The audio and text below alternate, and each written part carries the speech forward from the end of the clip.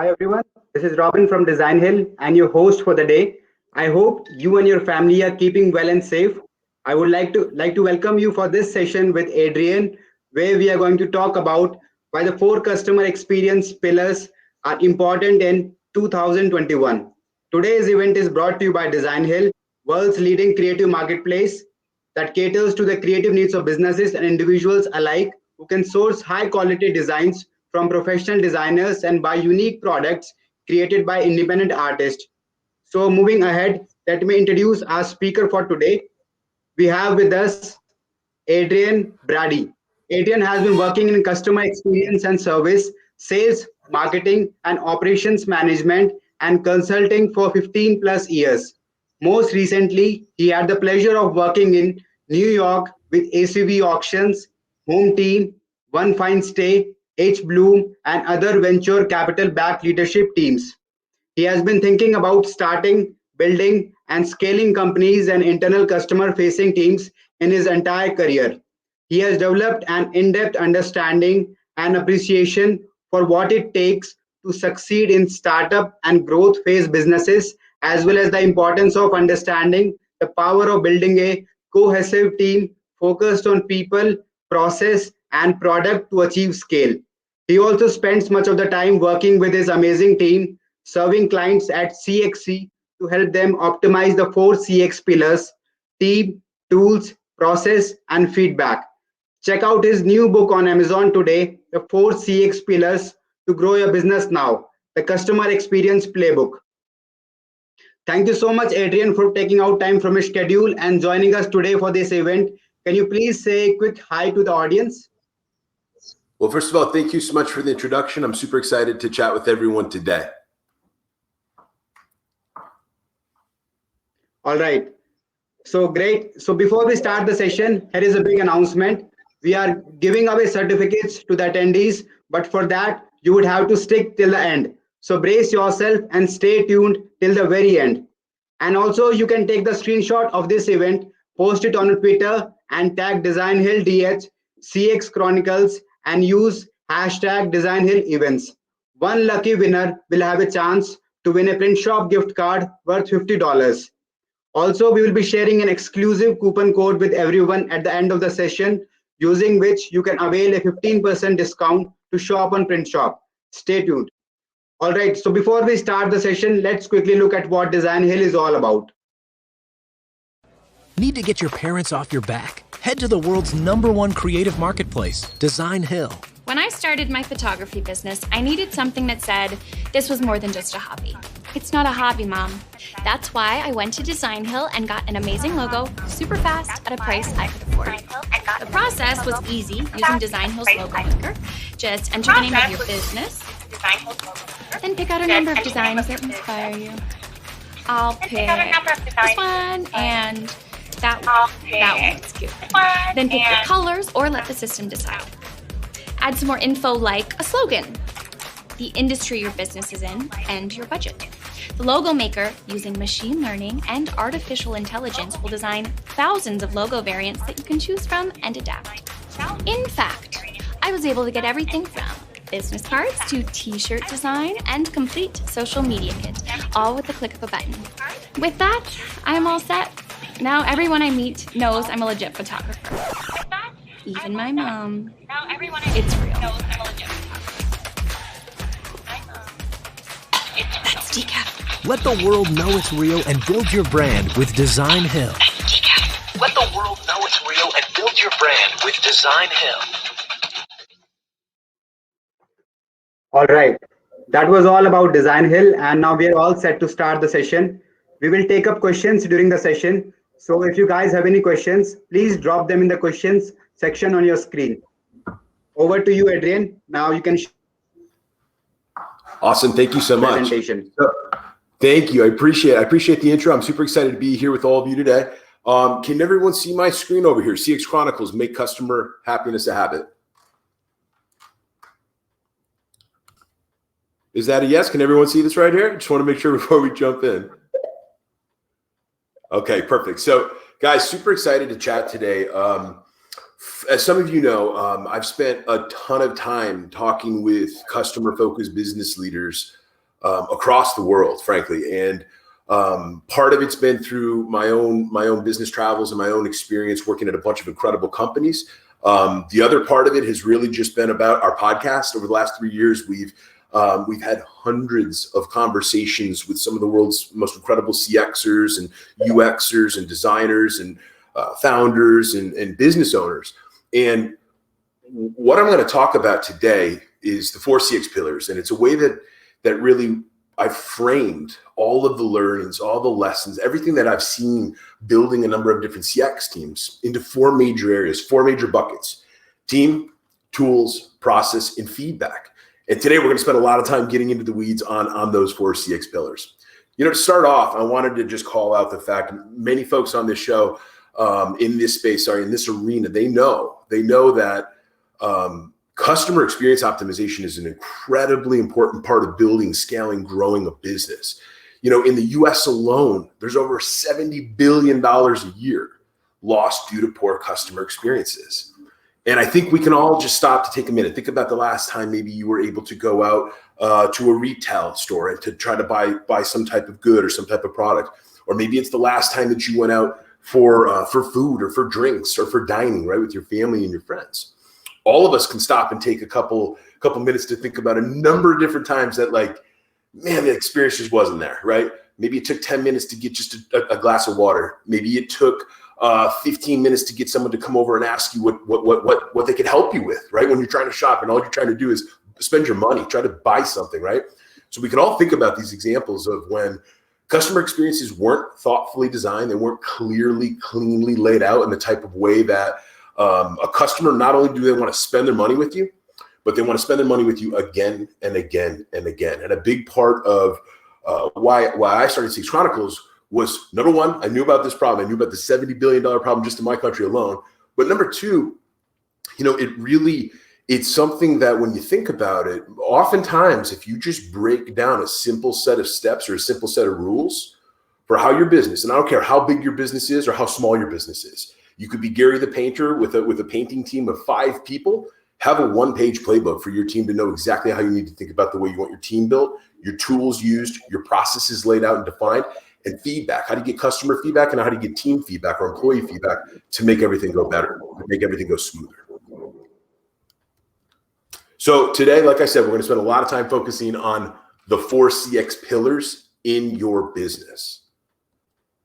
So, okay. I want to just take a couple minutes to set the stage around who I am, a little bit more about myself, and really just give the group an idea for why, number one, I probably became addicted to this whole space of CX optimization and business building. Number two, give you guys a sense for where we arrived at a lot of the ideas and a lot of the principles and a lot of the guiding directions that we spend a ton of time working with our customers at CX Chronicles about. So I spent 10 years in New York City building a number of different venture capital-backed startup CX teams. And I probably had one of the coolest upbringings in terms of being able to work not only at a number of different companies in a short period of time, but across a number of different spaces and industries. And I think part of why, as I spent more time working in the space, this, number one, just started to see some of these trends, some of these patterns, some of these themes, some of these reoccurring elements that whether I was in, a services business or whether or not I was in a healthcare space, you continue to see these similarities. So to give you a bit of a background, spent a few years helping to grow one of the US's fastest growing floral subscription companies, a company called H Bloom. We're in the Flatiron District of Manhattan. No, I never thought I'd be working at a flower company, guys. I promise you. That was not something that I thought was going to be on my docket, but it is what happened. It gave me the first opportunity to pull up a chair at a leadership team table, right? Really be a part of the group that was building, scaling, growing, managing, and leading a fast-paced growth-based company, right? We raised a little over $20 million to put together a flower company. But over the 3+ years that I was there, we ended up building a small, tight little team of 10 in the Flatiron to well over 150 folks across 25 markets in the US. We were selling over $25 million a year of flowers and plants. No, I never thought I'd be selling flowers and plants. I said that, but it still really kind of surprises me to this day. But it was a phenomenal experience. And a big part of my role was really helping to understand how we were going to scale our New York City flagship market. Okay. We were working with, so for folks that have been in New York City, I want you to imagine walking down Fifth Avenue, seeing all those incredible retail store brands, right? You're seeing all these incredible clothing shops, all of these incredible restaurants. You're walking past these incredible property management buildings, right? 40, 50, 60 stories high. We were the ones that were dropping off those incredible floral arrangements in the lobbies or in the entrance areas. We were the folks that were putting together the plants in the way that the entire foyer might be set up. And anyway, this is really what got me started. And at the time, I didn't know it. I didn't know that was the beginning of my CX career. But essentially in that role, I had a foot in sales, I had a foot in ops. I was spending time with some of the New York City's absolute most incredible designers, floral designers and delivery drivers, people that were just doing incredible things week over week and month over month. And it was a super interesting experience. And really, that's kind of what got me started to understanding how, man, if you can really properly weave together what's happening inside of sales, what's happening inside of operations, what's happening inside of your product team, what's going on with your financial operations or your analytics, and you start to put all these things together, you start to see some really, really clear trends, paths forward, solutions, or areas where you know that there are weaknesses that need to be addressed, that need to be fixed, that need to be corrected, that need to be invested in. And that's kind of what got me hooked. After H Bloom, I spent time at a white glove Airbnb company based out of London called One Fine Stay. And this was a super cool job, guys. This was certainly one of the more difficult customer experience positions that I've had. I was working with an incredible group of people in New York City that were building our host relations and our guest relations. Now, pretty much every one of you has probably and is probably anxiously waiting to getting back to staying at an Airbnb or staying at a VRBO or a Sonder home. It's awesome, right? You get to go, talk about experience, talk about an incredible experience. You get to go to somebody's home. You get to be in this incredible space. You get to have everything that you need where it feels as if the creature comforts of home. It feels like you're at home.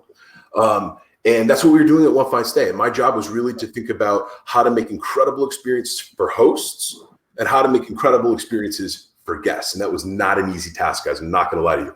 But it was another opportunity of thinking about how to build the different teams to manage that function. What types of tools do you need to make guests and host relations work together or operations and sales work together? What type of processes do you need in place to be able to have a playbook, some type of playbook, to be able to understand how the hell do you get through the day? How do you get through the month? How do you have different teams communicating with each other? What happens when things get broken down? What happens when there's literally issues and problems? And in a business of One Fine Stay, people were paying big money for this. So when there was breakdowns, people expected remediation and people expected some type of accommodation to make sure that things were smoothed out. So that was yet another experience of where I got to spend all sorts of time thinking about customer experience design, sales, service, delivery. Product was incredible. We were building this product from scratch, from the ground up, and really kind of taking the things that hosts and guests were telling us and dumping it right back into the app. After One Fine Stay, I took a totally different path. Never thought I would be working in healthcare, but I joined an incredible home healthcare technology company called Home Team. And we were doing some incredible things, guys. We were building what we were calling beautiful days for older adults. Essentially, we had built an elder care service in Manhattan. We were servicing all 5 boroughs and some parts of New Jersey right along the river. And it was one of the coolest experiences in my life. I think number one, I got really, really close to the healthcare world, which is a totally different type of space. It's complex, it's big, there's a tremendous amount of compliance and complexity baked into how you need to get through and operate a business like that. And I found myself in a position where they asked me to build the most unique CX team I think to this point I've ever been able to build. One part of our customer experience team was built directly to manage patient experience, patient service, right? So this would be, think about your grandma or your grandpa or your mom and your dad. And they need home service. They need someone with them when we're all at work and we're all busy doing our thing. They need help. They need help going to the park. They need help with breakfast and lunch. They need help, with their medications. They need help just doing simple day-to-day tasks. And at Home Team, our CX team was built to do 2 things. Number one, manage a number of inbound communications directly from our patients. It could be questions about scheduling. It could be questions about their actual home health aides. These were the partners that we employed that would go to their home and serve them each and every day. Maybe it was questions about the ways that you'd be surprised how many 16, 17-year-olds have really strong opinions about product, guys. I promise you, they have really strong opinions about where buttons should be placed and what a website should look like, what type of color should be used for the app. And we would manage all of that. On the flip side, the other part of our CX team was built really to manage the home health aides. These were the folks that were actually working in the home each and every day and spending time thinking about not only how we could get our product better, i.e. putting information into the app, taking photos of grandma and grandpa when they were walking in Central Park, letting the family or the physicians know that grandma and grandpa did a phenomenal job eating and taking their meds today. This was all super, super important stuff. So another example of some of the opportunities I was able to spend time in. And then after home team, most recently ended up after almost 10 years in New York City, took a big leap, moved to Buffalo, New York. Many of the folks on this call probably not super familiar with Buffalo as you are in New York City, but had an incredible opportunity to join the sole unicorn in Buffalo, New York, a company called ACV Auctions. And ACV Auctions, guys, awesome company, built an incredible product to help automotive dealers here in the U.S. Find cars, sell cars, help them understand how they can have a bigger arena of inventory to look at. And yet again, I found myself in a position where this company was growing explosively, and we needed help thinking about how do we build now that we've just blown this business up, how do we build an optimal customer experience so the dealers want to continue to use our product? Not only do they want to continue to use our product, but they want to use some of our additional product and service offerings that we continue to build and that we continued to offer as we grew. And then on top of it, guys, for some of you that have been involved in some of these companies that explode overnight, where you go from, in 5 years' time, you go from a couple of people building a product or building a tool to thousands of people across a massive continent, trying to think about how to make an incredible experience every single day, how to leverage the app, how to think about playbooks, how to keep everything together. That's super difficult. That is super duper hard. And a huge part of customer experience's role in a business of that size, it's helping to, number one, make sure that you're actually collecting feedback effectively. Number two, making sure that you're analyzing that feedback, scrubbing that feedback, compartmentalizing that feedback so you understand how to look at it in different tranches or different buckets of views.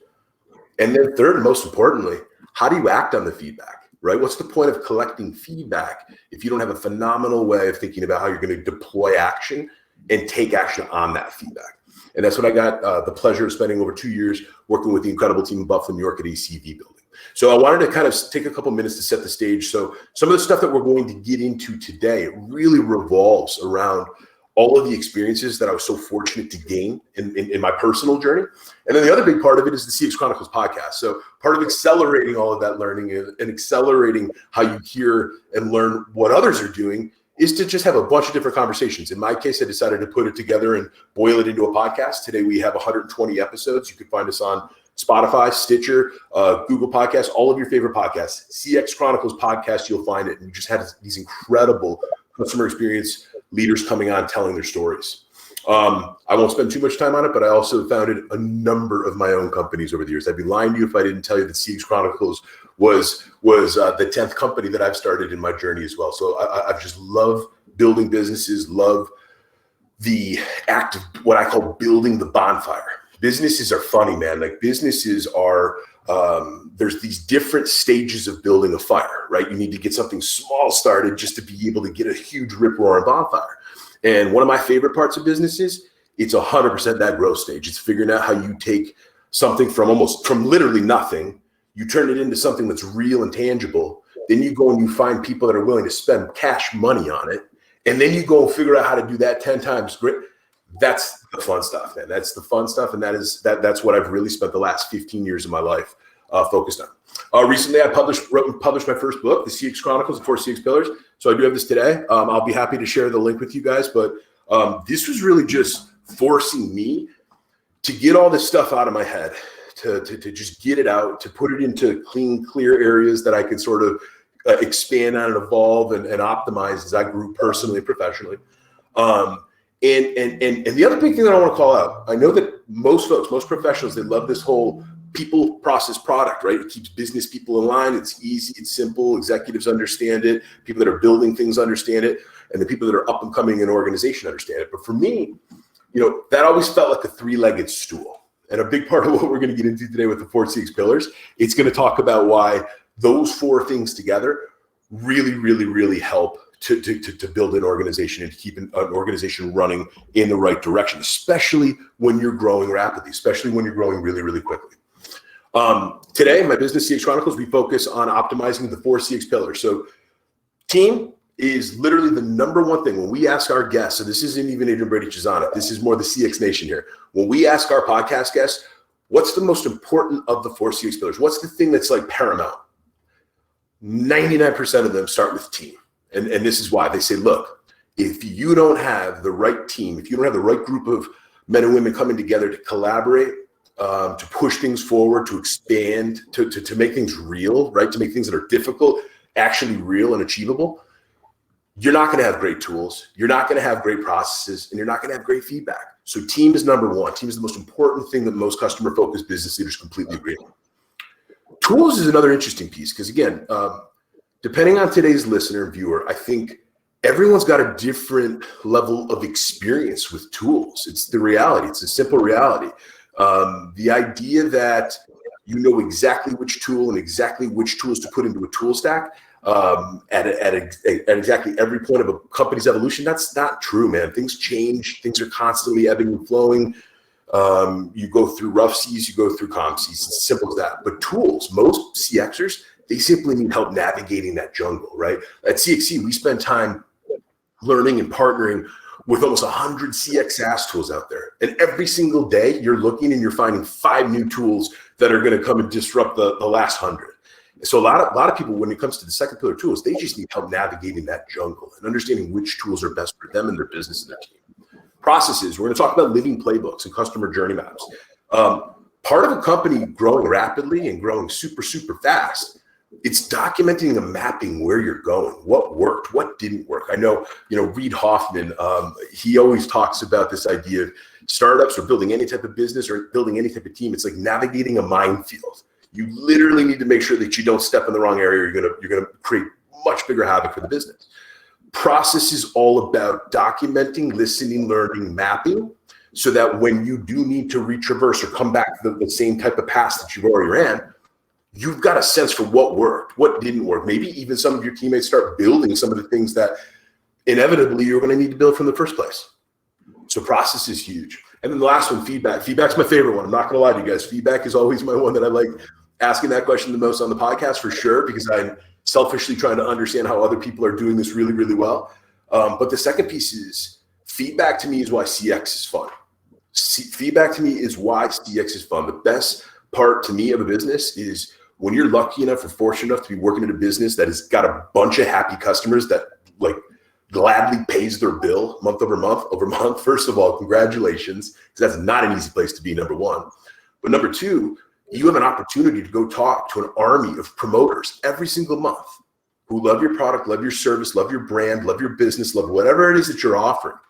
And to me, that is the best part of business, and that is the most fun part of CX. You get to go listen, learn, talk. You get to go meet new people. You get to go meet new friends in the process. So that's a high-level introduction. I want to stop there. Do we have another ad, my friend, that we are going to run right now? Yes. All right, I'll go on mute right now so that we can next that.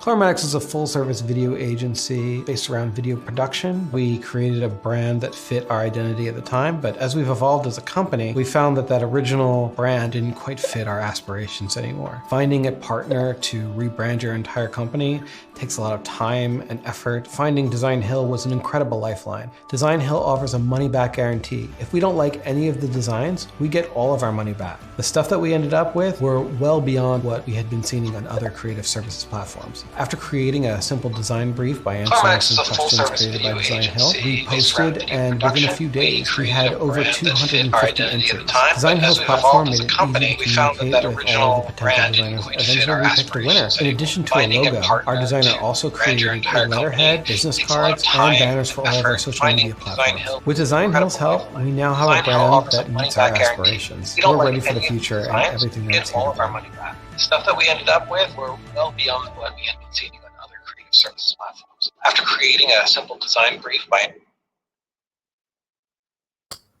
All right. All right. That was all about Design Hill. Let's continue with the session, Adrian. Perfect. Okay. Thank you. So, okay, the 4CX pillars. I wanted to spend some time today going through each one of them. And one of my biggest goals from today was we're going to talk about a bunch of fun things, but if there's anything that I can leave you with, it's definitely thinking about how the 4CX pillar methodology can simply help you with thinking about how to better organize, how to better manage, how to better lead, and how to better invest in all of these different facets of your business. So start with team. Inside of our services of CXC, we spend all of our time working with our clients to master some of these items, or to master documenting some of these items, or to really, really dig deep in terms of how far we want to go as a business and how far we want to go as a brand with some of these variables. So first thing, how are team members hired? How are they trained and how are they retained, right? You'd be amazed at how many businesses don't treat their talent funnel or their talent pipeline the same way they do their customer pipeline. And that to me is wild.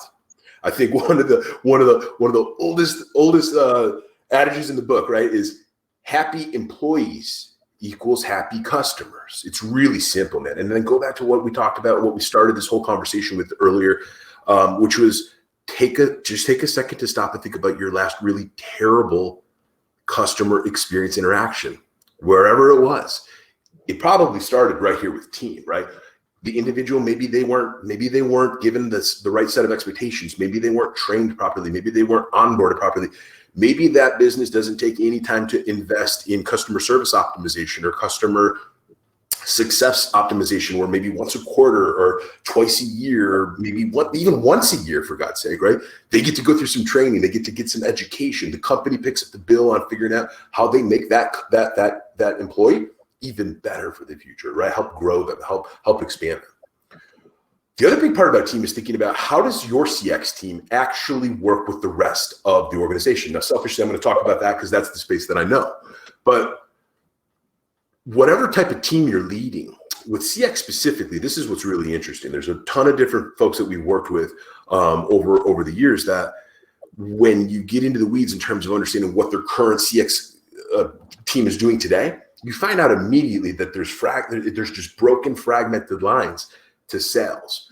They don't talk to product at all, which is wild to me. Like the fact the product should be so close to your CX team, understanding everything that a customer wants, doesn't want, likes, dislikes, cares about, doesn't care about, values, doesn't value. These are so easy. I mean, you could literally restack the way that you're prioritizing next month's OKRs on the product side just by listening to your customers and then listening to your customer-facing team. But again, not everyone has a really great way of orchestrating how CX can really begin to create some of these paths forward. Who's driving the team, right? This is important for anybody. The reality is good coaches, good leaders, right? Good guys and gals that are running awesome teams. They invest in their own knowledge. They invest in their team's knowledge. They're intelligent. They're open-minded. They're collaborative. Those teams typically kick ass, right? Teams that have poor culture and they have poor leadership and there is no investment in the people, there is no investment in innovation, those aren't fun teams to be a part of. We all know that. And then thinking about North Star goals, right? I know that this sounds cliche, guys, but you'd be amazed at how many venture capital-backed startups have raised like billions of dollars collectively. They don't have missions. They don't have core values. They don't have any type of North Star that reminds everybody on the customer-facing side and the behind-the-scenes side of the business, why do we come here every day? What's the purpose? What are we here for? And then lastly, thinking about the investment of your team, right? This is, I just hit on it a second ago, but investing in your team is everything, right? Unless you have the type of product or service or widget that You were fortunate enough to be able to build some technology or build some type of an automated state that just allows you to rip through transaction after transaction after transaction, and it happens perfectly. And every single time it's the exact same thing. And pretty much the consumer already knows exactly what they're going to get before they bought it. So then delivery is perfect. Good. Again, congrats. Good for you that you got into that type of business, because I know most of us are not in that business. We got to deal with humans. We got to deal with people. We got to deal with emotions. We got to deal with all the stuff. Investing in your team is why it's so critical to make sure that you're pushing forward into the future. Second CX pillar, tools. Okay.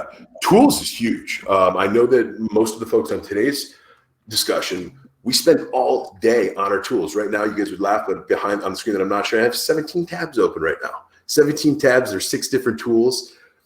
Even with CXCs, we built our own personal tool stack. Even though I'm constantly preaching and coaching and pushing to keep a slim tool stack, it happens. There's so many incredible pieces of technology out there today that tools is an easy one to just, especially once your business starts to work and more people start to come onto the team, you're starting to hire more folks, your teams and your departments are swelling, more and more tools are getting stacked up. But at CXC, we spend a ton of time talking with our clients about what types of tools are you even using. How do you use your CRM, your customer relationship management tool? How are you using your issue resolution management tools, right? Or another way of saying this, how are you actually managing customer ticketing? Are you even managing customer ticketing? This is the other one. I think many folks that are listening right now, it's amazing how many companies are crushing it, and they haven't even figured out how to do basic ticketing so that with every order or with every issue or with every potential customer breakdown, there's a catalog of it. There's literally a catalog of it. There's a view of it. There's a roadmap around what are high or critical items, what are medium items, and what are low items. And it's amazing how many people don't even have the time to kind of build that before they grow up 10 times higher. How do you manage phone calls and emails? I think a big part of my game, guys, to be real honest, it's a big part of communications optimization. So a big part of what we're doing is understanding how a business even interacts with their customers in the first place. Phone calls, emails, text messages, live chat. I mean, there's social media, right? Social media. Now there's some businesses that are building their entire brand and they're building their entire customer voice on Facebook, on Instagram, on LinkedIn. We're seeing it every single solitary day. So there's a ton of ideas around the tools piece that you really need to kind of dig into and understand. And here's the other part. When I talked about that bonfire building and the different stages of growth of the business, tools evolves with that growth, right? It's not fair to think that the same exact tool on day one is going to be the same exact tool that you're going to use for 150 people on day 1,000. And so thinking about the evolution of a business's tool stack, or thinking about the way that a startup needs to evolve their toolkit over time, is super important. And then lastly, the money, the cost, right? Some of the biggest costs in these venture capital backed startups are softwares, right? Especially some of these businesses that blow up huge and there's hundreds of people. You can imagine what a Salesforce bill or you can imagine what a Zendesk bill looks like at a business that's absolutely massive or swelled up. And again, a lot of times those tools aren't even fully being utilized. So there's a number of different ideas around how you can think about tools within your business. Third CX pillar, process. So process is huge. I think, whether you're running a 500-person call center or whether you have 10 people in your small startup office, process is what helps us with not only evolving as a business, but sharing tribal knowledge, right? Sharing the things that work. I joke around all the time with our clients and our team at CXC. Monkeys learn from other monkeys. It's as simple as that, right? Taking little tricks, little tools, little things that are happening differently that your coworker does that you never saw before. I know it's a little bit harder right now with remote working. There's a bunch of different tools that I'd be happy to talk about offline, that's sharing that remote collaboration that we now need since we're not working directly with our teammates anymore. But process is about thinking about all sorts of different parts of your business. For example, what happens when there's customer escalations? How does your business think about key performance indicators or measures of success, right? What performance metrics are you pushing your team to focus on, and what are you measuring and managing to really push the needle? What types of playbooks do you have? This is a huge part of what we do at CX Chronicles, is we work with businesses to help build their custom living playbooks. We spend a ton of time working with heads of customer experience, VPs of customer experience, directors of CX and CS, We spend time with CSMs, account execs, account managers, inside sales reps, right? People that know the business super, super well, people that know the customer like exceptionally well. And we get all these answers. We capture all these answers. What does that do?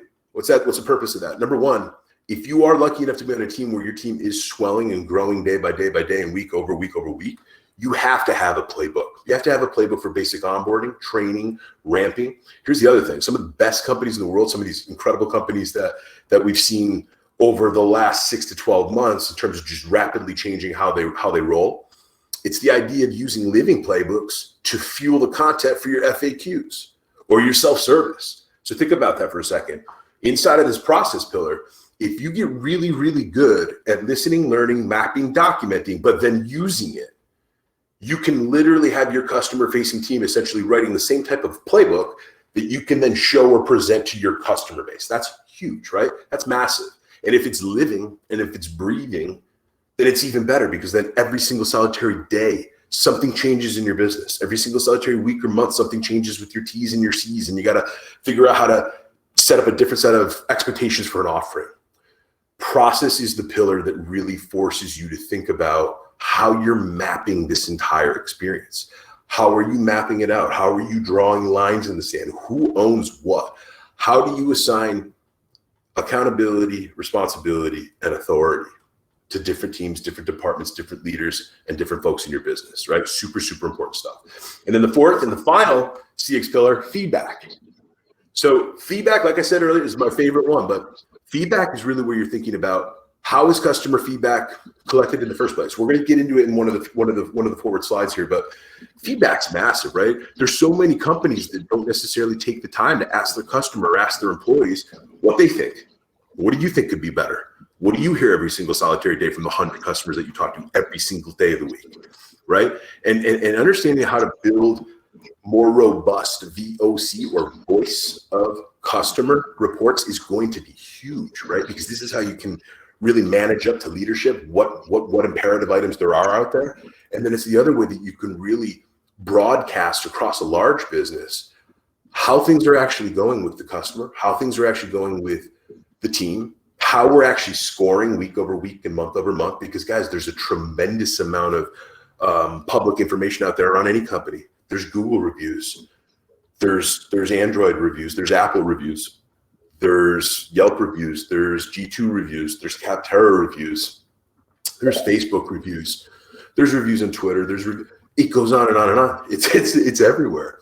So many companies don't stop to take the time to aggregate that feedback, or better yet, aggregate that data, normalize that information, cut it across different views, right? Maybe some of that feedback's for sales. Maybe some of that feedback's for ops. Maybe some of that feedback's for product. But again, there's a million companies out there that don't even take the time to think about how a simple organizational methodology like that can make it super, super easy to grow, to expand, and to continue to really prove that you're a brand that not only do you listen to your users and listen to your customers, you do something about it. You actually do something about it. So those are the 4 CX pillars there. All right, moving on. So overall, I mean, you guys have already picked this up. Big part of our mission at CX Chronicles is all about helping not only our customers, but some of our students understand the power of amplifying every touch point in a customer experience. It's as simple as that. There's all these different micro touch points. And that's why CX to me is one of the coolest positions to work in business, because we get to work with sales, we get to work with ops, we get to work with product, we get to work with analytics, we get to work with financial operations. And it's fun to remind people that even if they don't think of themselves as a customer-facing role, how they absolutely are owning a piece of a customer journey, right? CX is modern selling, period. Businesses that understand great customer experience equals higher retention rates, more upsells and cross-sells, expanded profits. And then on top of it, I don't know about you guys, but it's a lot more fun to go to a business every single day that their customers love working with the business than when you have the opposite. So why you need to invest in CX? CX there's a couple things. COVID has changed much, right? COVID has changed a lot of things. A lot of brands out there understand now that they have to be thinking about how to not only invest in their customer experiences, but really make sure that it appears that they're a brand that listens to their customers. But It's also important because CX is a team sport. Businesses that do customer experience exceptionally well, they've got owners or they've got subject matter experts in every single solitary team that spans that customer journey.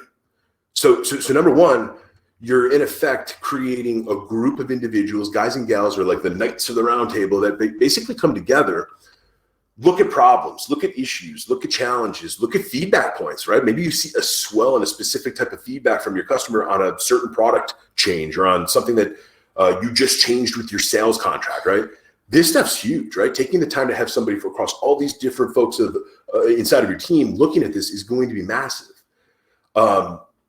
Couple examples here. Mapping the actual journey. I know that I promise you guys, I have this conversation every single solitary day of the week when I'm talking to folks that are asking for, Adrian, why would you even want to spend time mapping that journey? That's stupid. We're focused on sales. We need to go find the next 10 customers.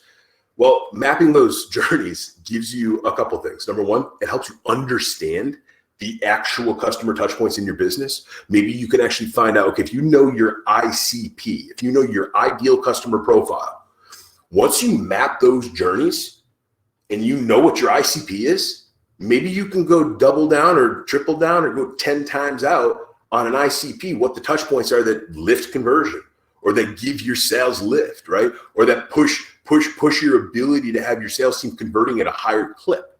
That stuff's super, super important, guys. It's super important.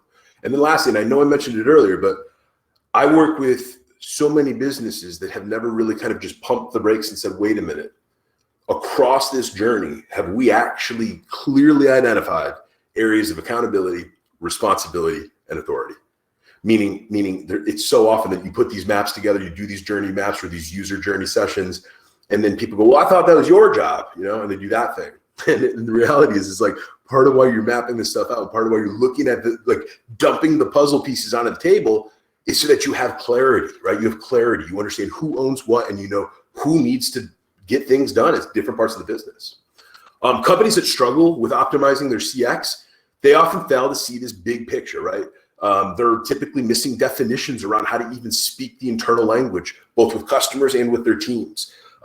Maybe they don't have missions and values. And I know that missions and values isn't going to make or break every business, but once you start getting to a certain size, people do need to be reminded regularly around why the business exists, what you're there to do, what you're there to do for your customers. That makes a big difference when you're the one boots on the ground, talking to customers every single day and basically ripping through customer conversation after customer conversation.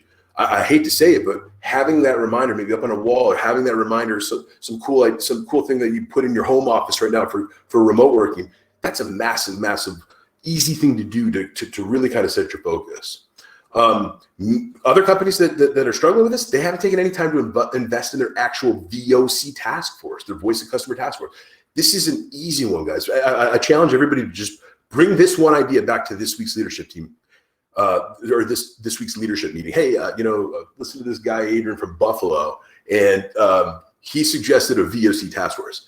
They're gonna scoff at it, but VOC task force are essentially modern Six Sigma Navy SEAL units that used to get deployed through a business to land and expand and to fix all sorts of problems and report back to what's happening. VOC task force are one of the easiest ways that you can really get exceptional at having clarity, communication, and basic prioritization of what matters the most in your business now.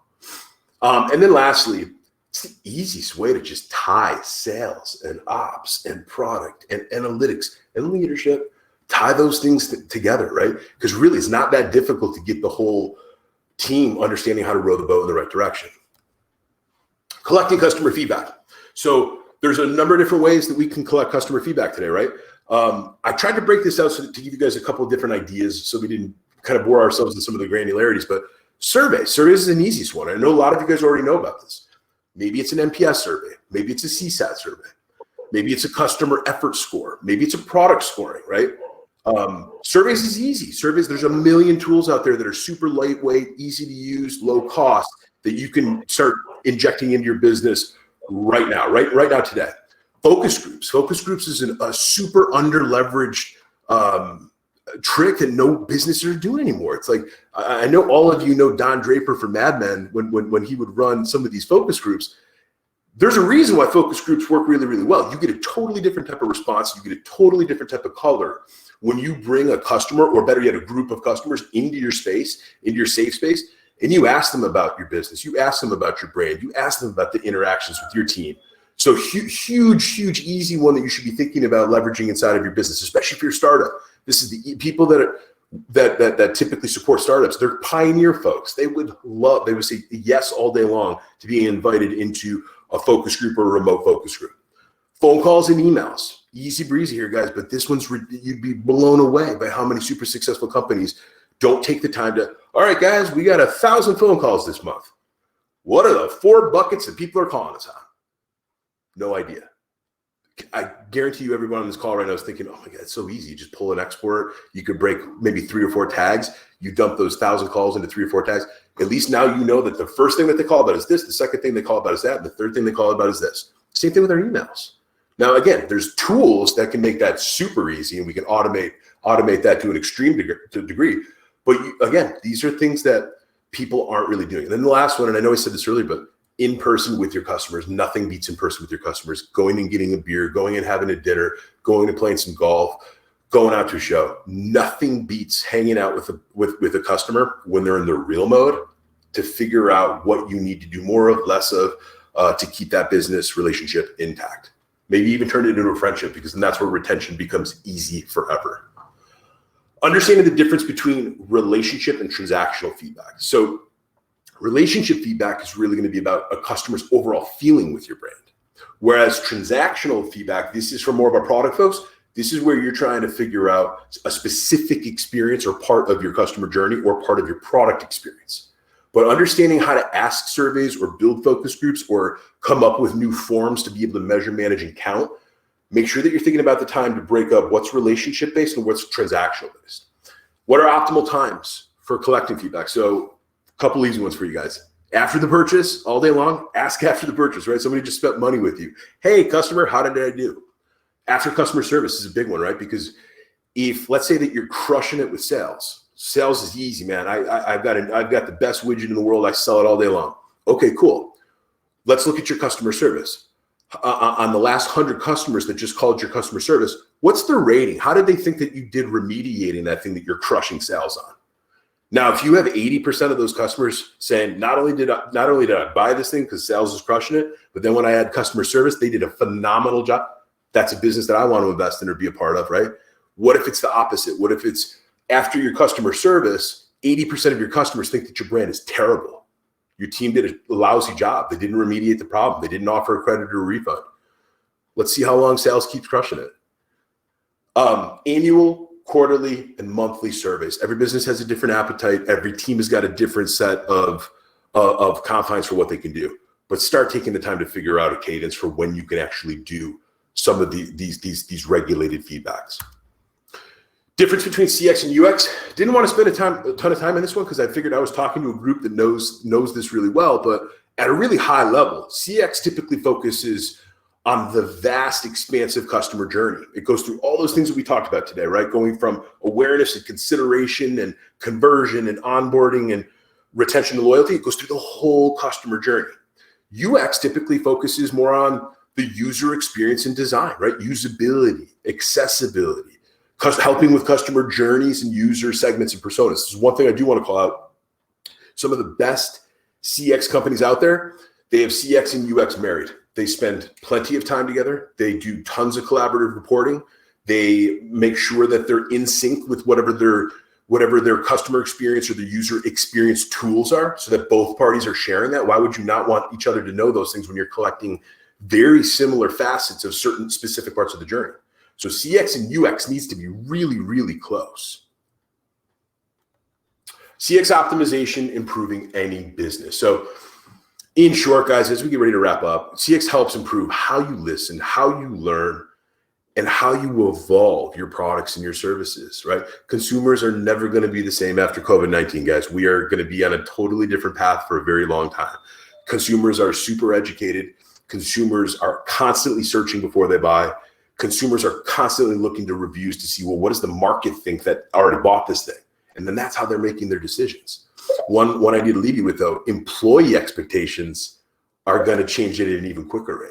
There's going to be the biggest migration of talent that the world has seen in a long time over the next 12 to 18 months, right? People have lost their jobs. People have lost loved ones. People have lost many senses of normalcy. But we're coming back and things are slowly improving and things are slowly getting better. But companies that aren't thinking about employee experiences and companies that aren't thinking about the human side of what we've all gone through over the last year, they're going to fall behind for sure. Brands focusing on EX, the employee experiences, they're going to surge ahead. They're going to fly ahead, especially once we can get through this whole mess that we've been dealing with as an entire global population over the last year.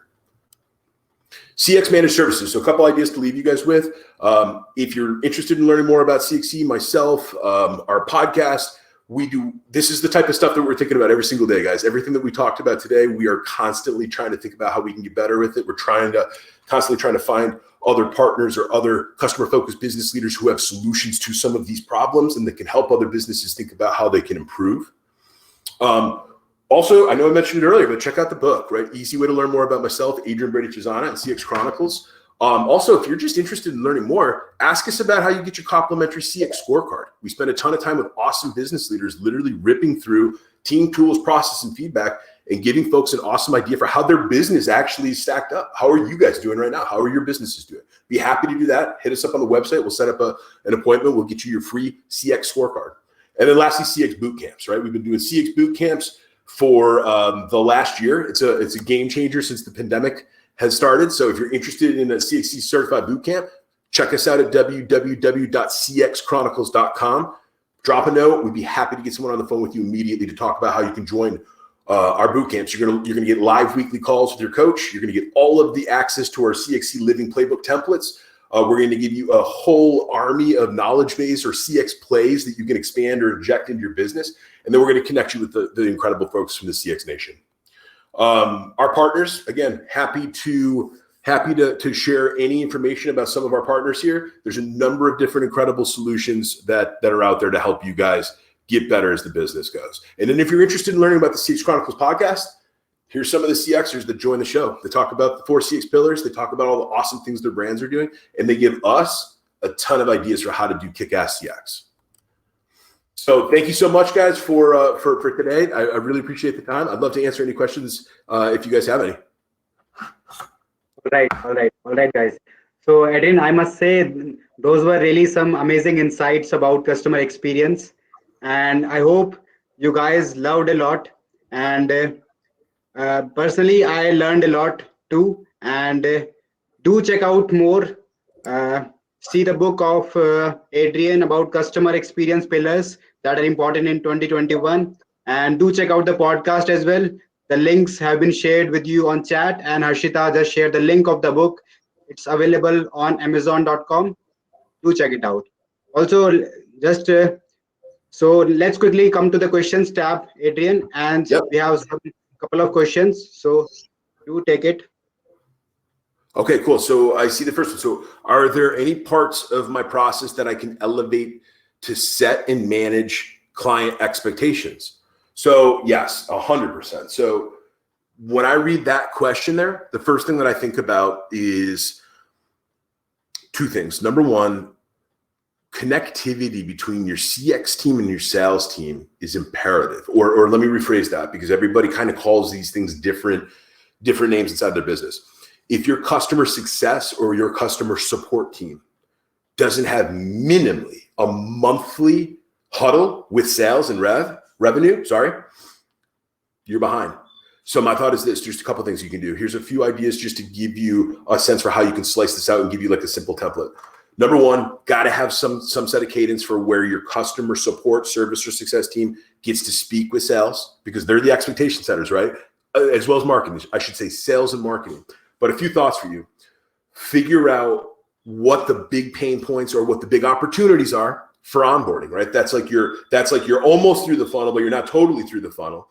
And you need to think about the onboarding piece. How are we doing the first 30 days? Most businesses and most of the companies that we work with at CXC, they already know that if they can get a customer to stick through the first 30 or 60 days, that they're going to absolutely have a much better chance of lifting LTV to a 10-time degree, right? So onboarding is a big one. The other idea that I have for you here is the churn review. So So again, whatever your cadence is for getting that regular meeting with sales, if you're not already doing churn reviews inside of your portfolio, meaning, hey, over this month we had 100 customers leave the business. If you're not taking time to understand how to break that down, stratify that, compartmentalize that data, know that it's the top 4 reasons are X, Y, and Z, right? That type of thing. Then sales doesn't have a chance to improve and to optimize real time to get better at that part of the pitch when they're talking to tomorrow's set of leads. So that's a couple ideas right there. Last one is this. This is why a business needs a customer feedback digest, or this is why you need advanced voice of customer reporting, because some of the best businesses in the world that have already invested in CX and they've already got this fully robust system built out, it's because they're able to give that specific dialed feedback straight to the right camps. And then they assign ownership to it. So whether you're using a task management system or you have an issue resolution system, if it's my problem, it gets tagged to me. I'm now responsible and I need to be held accountable for getting it done. So a couple ideas right there. The next one was consumer habits have changed forever thanks to the transformative power of digital technology. Will digital customer experiences most important post-pandemic? Okay, so I agree with you. So Shane, I completely agree, where I think that part of what I was talking about with the COVID piece is like, number one, you've got consumers, most of us, the majority of us, haven't left our home offices in 13 months, 14 months, right? Let's call it what it is. That gives us more time to search. That gives us more independence, meaning before, maybe 13, 14 months ago, we had to sit at the office. So looking at shopping opportunities or shopping for products or services, probably not so good when the boss man or lady walks by you. You don't want to see that stuff, right? Now we're all at home. So we're doing our job. We know what we're being measured on. We know which items we have to get done throughout the week, but we've got all this other time to think about how we can shop. So consumers are becoming more intelligent. They have more time on their hands too. Because now when you're not working, you have more time to finish your search or finish your shopping search. So I absolutely agree, Shane, that I think that post-pandemic, this is going to be why brands have to invest in CX. Last thing is this. Post-pandemic, I believe that consumers are going to be far more apt to want to engage and spend their dollars with the brand that actually listens, because I think the power of the collaborative type of customer and brand experience design in today's world, that's just going to continue to get more and more and more of the norm. It's going to become the norm. All right. So this brings us to the end of this wonderful session with Adrian. This was indeed a value-packed session, although there is a lot more that we could have learned. Unfortunately, we are limited by time here. I hope you guys loved this session. And once again, I would like to thank you, Adrian, for taking out time to be a part of this event. Thank you so much for having me, guys. It was my pleasure. All right, guys, this is not very tense. We have a lot more events lined up for you in the coming days. So if you guys are interested and haven't registered yet, I am putting the link of our event section in the chat section where you can find all of our upcoming events and register. To stay updated with events like these, you can follow us on Instagram. You can also give suggestions on the topic you would like us to cover and speakers you want us to host. I'm dropping the link of our Instagram page in the chat section here. And to watch this session and other such wonderful events, subscribe to our event section on designhill.com/events or visit our official YouTube channel, Designhill. You can find the link in the chat section. And for all the designers and artists who are listening to this and wish to be a part of thriving design community, visit designhill.com. Also, we have launched some cool design challenges which are worth $5,000. Any designer and non-designer can be a part of it and create some awesome designs using our DIY design tool called Designhill Studio. Visit designhill.com/studio/challenges and check more about it. And also you can find the link in the chat section. And do not forget to subscribe to our newsletter to get notified about the challenges and unlock your chance to win big. Also, use coupon code PSAB15 to avail 15% discount on print shop, valid till 18th of May 2021. On that note, I would like to say bye to everyone who joined us here today. Take care, guys, and stay safe. Thanks, guys.